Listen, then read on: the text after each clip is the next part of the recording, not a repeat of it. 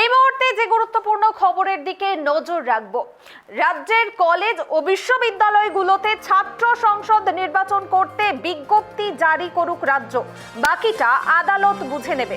ছাত্র ভোট না হওয়া নিয়ে মামলায় মন্তব্য বিচারপতি সৌমেন সেন ও বিচারপতি স্মিতা দাসের ডিভিশন বেঞ্চের। বিজ্ঞপ্তি জারি নিয়ে রাজ্যের অবস্থান জানতে হলফনামা দিতে নির্দেশ আদালতের। আগামী 2 সপ্তাহ পর আবারও এই মামলার শুনানি।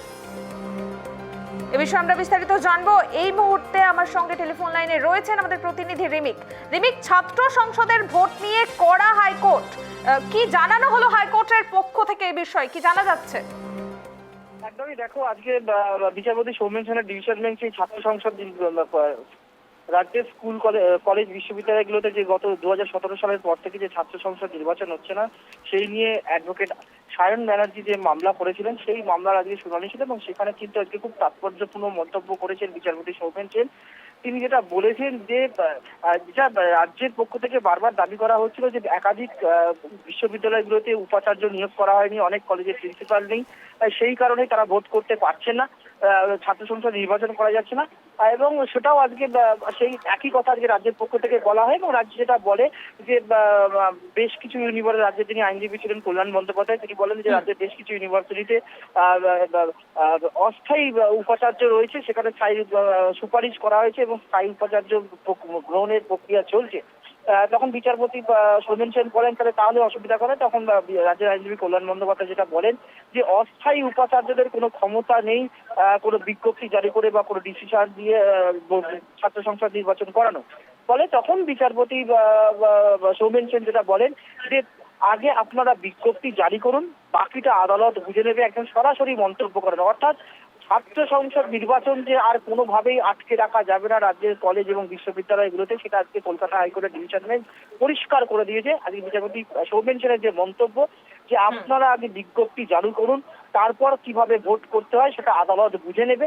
এবং পাশাপাশি আজকে বিচারপতি সৌমেন সেন আরো একটি খুব তাৎপর্যপূর্ণ মন্তব্য করেছেন যে রাজ্যের স্কুল কলেজ বিশ্ববিদ্যালয়গুলিতে যে পরিচালন সমিতি রয়েছে, সেই পরিচালন সমিতিগুলোতে বিভিন্ন রাজনৈতিক দলের নেতা মন্ত্রীরা থাকেন, সেটা তাদের রাজনৈতিক দলের নেতা মন্ত্রীদের না দেখে শিক্ষাবিদ বা শিক্ষার সঙ্গে যুক্ত মানুষদেরকে সেই পরিচালন সমিতিগুলোতে বসানো হোক এবং রাজ্যের শিক্ষা প্রতিষ্ঠানগুলোকে রাজনীতি মুক্ত করারও কিন্তু আজকে তিনি তার পর্যবেক্ষণে বলেছেন।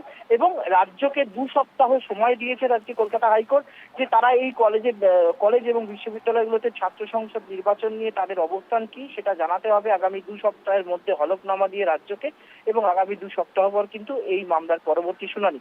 তবে আজকে ডিভিশন বেঞ্চ যেভাবে বিভিন্ন মন্তব্য করেছে এবং যে নির্দেশ দিয়েছে তাতে কিন্তু পরিষ্কার যে আদালত মনে করছে যে আর কোনোভাবেই এই যে দীর্ঘ 8 বছর ধরে রাজ্যের কলেজ বিশ্ববিদ্যালয়গুলোতে নির্বাচন হচ্ছে না, সেটা আর কোনোভাবেই দীর্ঘায়িত করা যাবে না এবং যদি প্রয়োজন পড়ে আদালত নিজে দায়িত্ব নিয়ে নির্বাচন করবে, সেই ইঙ্গিতও কিন্তু দিয়েছে। সেই কারণেই আজকে মন্তব্য করেছেন বিচারপতি সৌমেন সেন যে আপনারা আগে বিজ্ঞপ্তি জারি করুন, তারপরে কি করে রাজ্যের কলেজ বিশ্ববিদ্যালয়গুলোতে ভোট করতে হয় সেটা আদালত বুঝে নেবে। শুনানি। ধন্যবাদ রিমিক। যে খবরের দিকে আমাদের নজর রয়েছে, রাজ্যের কলেজ ও বিশ্ববিদ্যালয়গুলোতে অনেকদিন ধরে বন্ধ রয়েছে ছাত্র সংসদ নির্বাচন। এই নিয়ে কিন্তু বিভিন্ন প্রশ্ন উঠেছিল এবং তারপরেই ছাত্র সংসদ নির্বাচন করতে বিজ্ঞপ্তি জারি করুক রাজ্য, এমনটাই কিন্তু আদালত জানালো এবং বাকিটা আদালত বুঝে নেবে।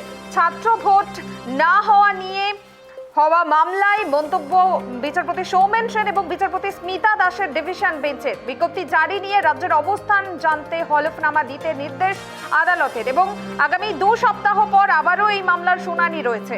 বিচারপতি সেনের পর্যবেক্ষণ, শিক্ষা প্রতিষ্ঠান রাজনীতি মুক্ত হওয়া উচিত, স্কুল এবং কলেজের পরিচালন সমিতিতে রাজনৈতিক ব্যক্তিদের পরিবর্তে শিক্ষাবিদদের রাখা হোক।